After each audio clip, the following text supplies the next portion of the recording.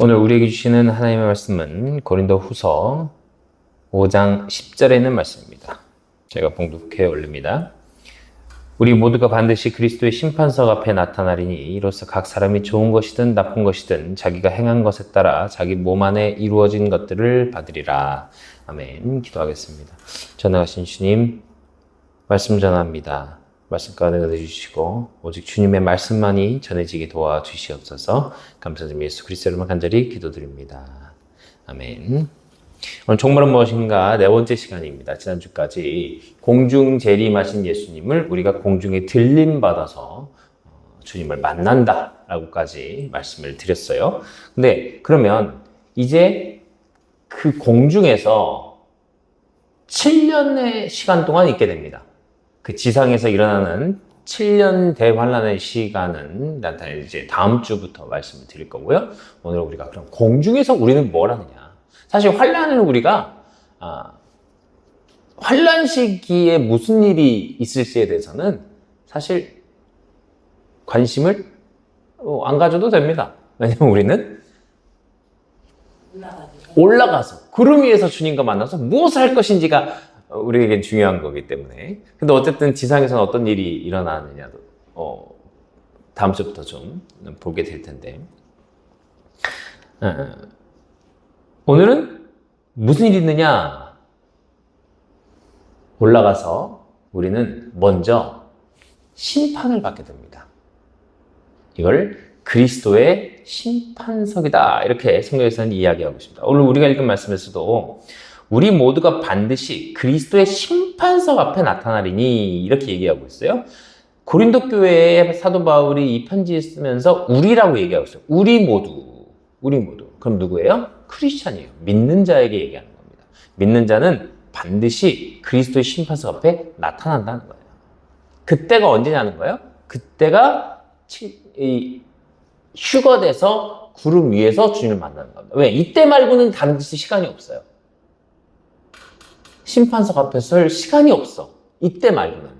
그래서 가자마자 우리는 그리스도의 심판석 앞에 서게 되는데, 그 심판대 앞에서는 뭐라고 써있냐면, 각 사람이 좋은 것이든 나쁜 것이든 자기가 행한 것에 따라 자기 몸 안에 이루어진 것들을 받으리라, 이렇게 말씀하고 있어요. 자, 그러면 생각해 보세요.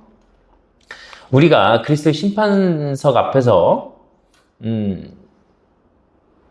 좋은 것이든 나쁜 것이든 내가 행한 거대로 받는다는 거야. 그러면 이 사람들은, 자 보세요, 믿는 자죠. 죄인이 아니에요. 믿는 자예요. 의인으로 칭함받은 사람들이에요. 믿고 거듭난 사람들이란 말이에요. 휴거가 돼서 그리스도의 심판석 앞에 서는 사람들은. 그 사람들에게 주는 것 뭘까요? 우리가 일반적으로 말하는 면류관입니다. 면류관. 근데 그 면류관을 자기 행한 것에 따라 받는다는 거예요. 그럼 뭐예요? 보상을 해주신다는 거예요. 보상. 근데 우리가 믿는 자지만 육체적으로 육신의 한계 때문에 잘못할 수 있어요, 없어요? 말씀드렸듯이 남아있는 죄가 있어서 우리가 이 땅에 살면서 어찌 보면 이 땅의 주인인 마귀의 영향을 받아서 행동으로 나쁜 행동을 할 수 있죠. 제가 늘 말씀드렸지만 마귀에게 속아서 저지른 죄도 책임을 누가 진다? 내가 진다고요. 내가 져요. 왜? 선악과를 따먹은 거는 하와가 마귀에게 속아서 그랬잖아요. 그래도 벌은 누가 받았어요? 심판 누가 받았어? 하와 아담이 받았잖아요. 그러니까 우리가 속았더라도 믿는 자도 속을 수 있어요. 그러나 구원에 상관없는 속음이나 이런 것들을 통해서 죄를 질 수 있겠죠. 그것 또한 책망받을 수 있다는 거예요. 그러나 기본적으로 그리스도의 심판석은 뭐다? 보상심판이다. 보상받는 거예요. 그러니까 상을 받는 시상대 같은 의미라는 거예요. 상을 크게 받는 사람이 있겠지만 적게 받는 사람도 있겠죠. 혹여 상을 받으면서도 책망받을 수도 있겠죠. 그런 곳이라는 거예요. 요한계시록 22장 12절 말씀에 보라 내가 속히 오리니 내가 줄 보상이 내게 있어 각 사람에게 그의 행위에 따라 주리라. 아멘. 보세요. 뭐라고 말씀하셨어요? 보상이 있대. 내가 줄 보상이 내게 있다. 그래서 각 사람의 그의 행위에 따라 주겠다. 이게 그리스도의 심판석이란 말이에요. 내가 속히 오리니 할 때 그 속히 온다라고 말씀하신 이 계시록 요한에게 계시하신 이 내용은 어디에? 공중재림이라 이거죠. 공중재림을 통해서 오셨을 때에 그 줄 보상이 있다는 거예요. 누구에게? 그리스도인에게. 그래서 성경에서 보면요, 어떤 보상을 주시냐, 이 보상의 심판이 어떤 보상을 주시냐라고 명확하게 얘기하고 있는데 5가지로 얘기하고 있습니다. 고린도전서 9장 24절 말씀 한번 보겠습니다. 어떤 거냐? 고린도서 9장 24절부터 27절입니다. 제가 읽을게요. 경주할 때에 달리는 자들이 다 달릴지라도 한 사람이 상을 받는 줄을 너희가 알지 못하느냐. 너희도 상을 받도록 이와 같이 달리라. 자, 상을 받기 위해 달리라는 거예요. 이기려고 애쓰는 자마다 모든 일에서 절제하나니 이제 그들은 썩을 관을 얻고자 그 일을 하되 우리는 썩지 아니할 관을 얻고자 하느니라. 아멘. 뭐래요? 뭐 때문에 한대요? 썩지 아니할 관을 얻고자. 그러면 우리가 받는 보상은 뭐예요? 썩지 아니할 관이라 이거예요.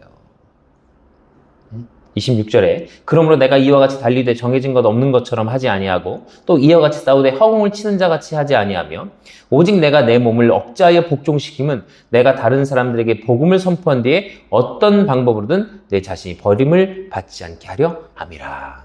아멘. 왜 그런다는 거예요? 썩지 아니할 관을 얻기 위해서예요. 얻기 위해서. 자, 첫째, 우리 보상할 때 뭘 받는다고요? 썩지 아니할 관. 두 번째, 데살로니가전서 2장 19절 말씀 한번 보겠습니다. 우리의 소망이나 기쁨이나 환희의 관이 무엇이냐? 우리 주 예수 그리스도께서 오실 때에 그분 앞에 있을 바로 너희가 아니냐. 자, 보세요.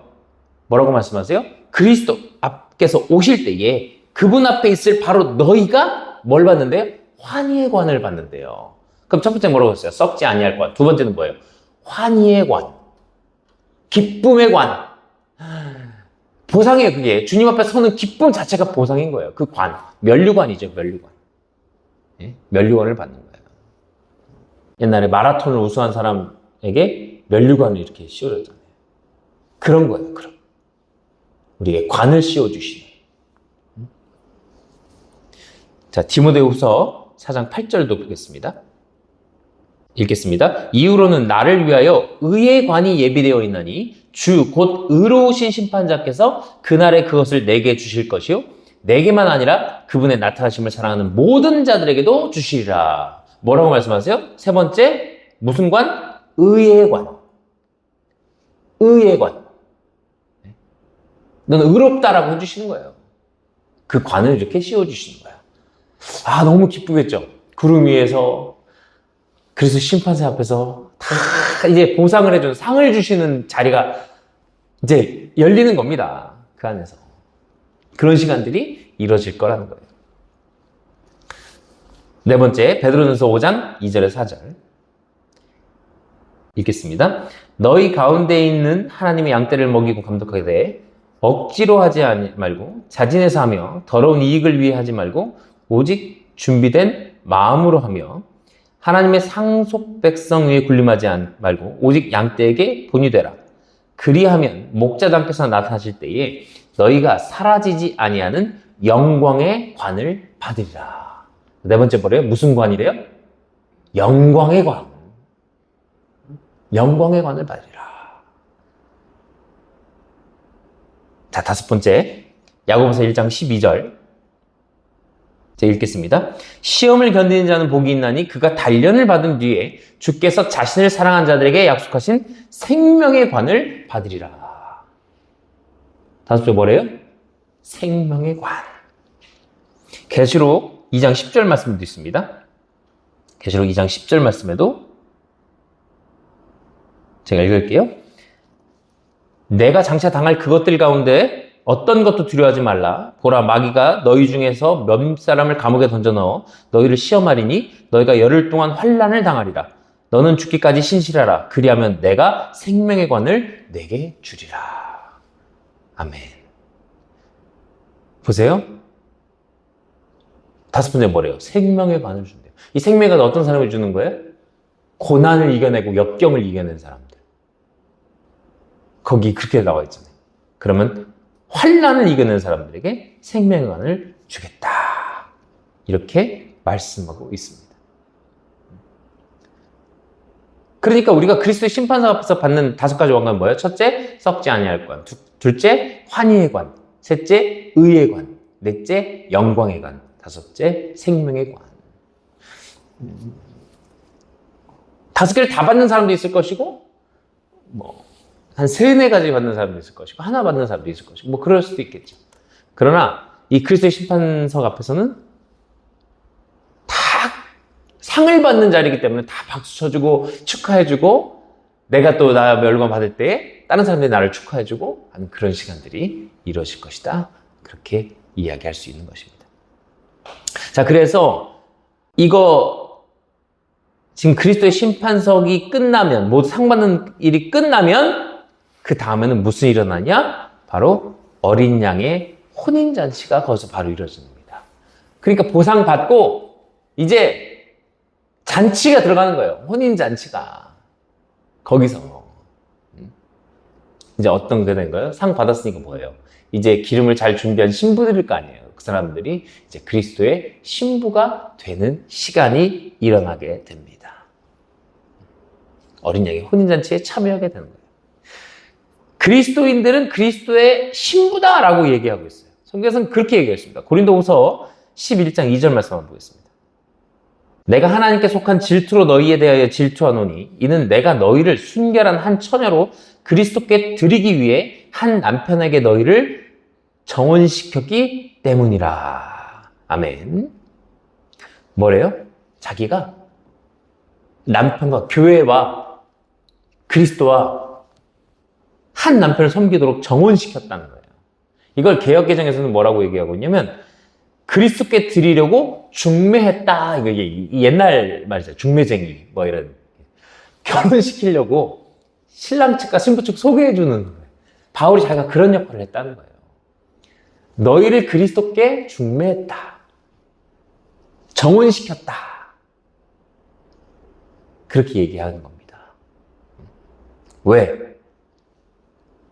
교회는, 그리스도인은 남편인 예수 그리스도를 이제 남편이 다시 오시길 기다리는 결혼식, 혼인잔치를 기다리는 신부인 거예요. 우리 지금 약혼한 상태라고요. 주님께서 재림하시면 그때 이 잔치가 벌어지게 된다는 겁니다. 그 혼인잔치를 어디서 한다고요? 공중에서. 왜? 예수 그리스도는 남편이 되시는 분이에요. 그래서 예수님께서 그 천국은 이와 같다 할 때, 열처녀 비유할 때에 그 처녀 다섯은 기름을 준비하고 다섯은 준비하지 못해서 결국 들어가지 못하잖아요. 결혼식에 참여하지 못한단 말이에요. 그 다섯 처녀가 누구라고 했어요? 유대인일 가능성이 크다고 얘기했잖아요. 유대인들. 왜? 초는 준비했어. 근데 기름은 준비하지 않았어. 똑같거든요. 마태복음 22장 2절부터 13절까지 천국은 마치 결혼식의 잔치에 초대하는 사람과 같다고 하는데 마태복음 22장 한번 보겠습니다. 그 말씀은 바로 이와 같거든요. 천국 비유에서 제가 말씀드렸던 그 내용들인데 자기 아들을 위해 혼인잔치를 베푼 어떤 왕과 같은데 이게 누구예요? 하나님이시죠. 아들은 인자, 사람의 아들. 누구예요? 예수 그리스도인 거예요. 그분과 혼인잔치 하려고 했는데 초대한 사람들을 불렀는데 오지 아니에요. 유대인들이에요. 초대했는데 오지 않아. 왜? 예수 그리스도를 믿지 않는 거예요. 초림하신 예수님, 그때 2000년 전에 오셨던 예수님을 믿지 않는 거예요. 그래서 기름도 준비하지 아니하고 예복도 준비하지 아니하고 아무것도 초대해도 응하지 않아. 유대인들은. 그래서 참여하지 못합니다. 이게 어딘데? 어린 양의 혼인잔치. 그럼 유대인들은 공중재림 할 수 있다는 얘기예요? 없다는 얘기예요? 못한다는 얘기예요. 유대인들은 공중재림을 못해요. 그럼 뭘 겪어요? 7년 대환란을 겪게 됩니다. 근데 유대인 중에서 믿는 자가 혹시 있다면, 유대인은 이제 혈통적인 문제고, 믿음은 유대인이어도 믿을 수 있잖아요. 그런 사람들은 공중 들림 받는 거죠. 이건 어느 민족이 중요한 게 아니에요. 그리스도인이냐 아니냐가 중요한 거죠. 예수님의 신분은 그렇게 되는 거예요. 그래서 예수님께서 공중 들림 할 때에 그때 기름을 준비했느냐 안 했느냐. 그리고 여기서 마태복음 22장 말씀에서는 나중에 보면 유대인들이 다 거절하고 혼인잔치를 안 오고 뭐 핑계대고 안 간단 말이에요. 그랬더니 10절에 큰 길로 나가서 나쁜 자든 좋은 자든 다 만나는 대로 함께 모아와서 결혼식에 손님들이 가득하게 했다는 거예요. 좋은 자든 나쁜 자든 다. 왜? 구원받을 자들은 의인과 죄인이 문제가 아니거든요. 예수 그리스도를 믿느냐 안 믿느냐, 믿음으로 거듭나냐 아니냐 문제니까. 자, 그래서 다 불러 모았는데 11절에 왕이 손님들을 보러 들어올 때에 거기서 결혼식 예복을 입지 않은 한 사람을 보고, 이 예복이 뭐예요? 믿음이에요. 믿음. 그리스도를 믿는 믿음. 나를 구원해 주셨다는 것에 대한 믿음. 그 예복을 입지 않은 사람을 보고 왜 예복을 입지 않고 여기 들어왔느냐. 그가 아무 말도 못하거늘 이에 왕의 종들이 이르되 그의 손발을 묶고 그를 데려다가 바깥 어둠에 내던지라. 거기서 슬피 울며 이를 갈미 있으리라. 이 말씀. 왜? 예복을 입지 않고 결혼식에 참여할 수 없다는 거야. 믿음 없이 결혼식에 참여할 수 없다는 거예요. 그걸 비유로 들어서 말씀하신 겁니다. 계시록 19장 9절 말씀 한번 보겠습니다. 계시록 19장 9절 말씀 읽겠습니다. 그가 내게 말하기를 기록하라. 어린 양의 혼인 만찬에 부름받은 자들은 복이 있도다 하고, 또 내게 이르되 이것들은 하나님의 참된 말씀이다. 이렇게 말씀하셨어요.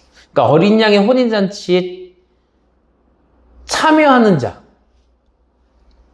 어린 양의 혼인 만찬에 부름받은 자들, 복이 있다. 그들은 복이 있다. 그렇게 말씀하고 있는 겁니다.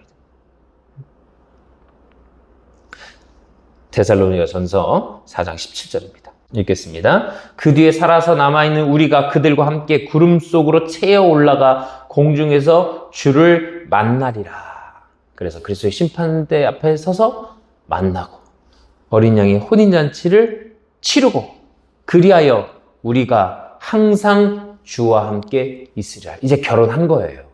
결혼했으면 부부가 항상 같이 있어야 되잖아요. 같이 없는 사람들도 있지만, 같이 없다 보면 마음에서 멀어지고 눈에서 멀어지고 이러다 보면 이혼하는 분들도 많이 있지만, 그리스도의 혼인잔치는 그런 게 아니에요. 항상 함께 있는 거예요. 항상. 부부가 되어서 이제 떠나지 않냐고, 주님 곁에서 그 영광의 관을 누리며 환희의 관을 누리며 생명의 관을 누리며 영원토록 살게 되는 그런 일들이 일어나게 되는 겁니다. 그래서 이렇게 말씀하세요. 데살로니가전서 4장 18절이에요. 그러므로 이 말씀들로 서로 위로하라. 이 종말에 대해서 얘기하는 건 뭐예요? 겁을 주기 위해서가 아니에요. 겁먹어라. 세상 종말한다. 멸망한다. 그 얘기가 아니에요. 이 얘기를 왜 하냐? 사도 바울 선생님이 뭐라고 얘기하고 있어요? 위로하기 위해서 한다 이거예요. 위로하기 위해서. 왜? 믿는 자들에게 주님 다시 오시면 이 보상의 시간들, 그리고 혼인잔치의 시간들이 있어서 환희와 영광과 생명과 의와 썩지 아니할 것들로 인해서 우리가 앞으로 그날을 기대하며 살아갈 수 있는 힘이 되는 거예요. 그걸 기다리는 거예요. 우리는. 믿는 자로서. 믿는 자가 누려야 될 복이 이때를 위해서 우리가 달려나가고 정진해 나가야 되는 것입니다. 그래서 우리 달려갈 길 다 마치고 난 후에 상이 있듯이 우리가 계속 달려가는 이유는 뭐예요? 주를 위해서 달려가는 이유? 나중에 상 받으려고. 받을 거 없이 그냥 아무것도 없이 저는 그냥 주님을 사랑하니까 하는 거예요. 아니야. 주님이 그렇게 말씀하셨어. 너 받을 상을 위해서 살아야 돼. 상을 위해서. 보상을 위해서 우리 날마다 정진하시는 우리가 되기를 간절히 소망합니다. 기도하겠습니다.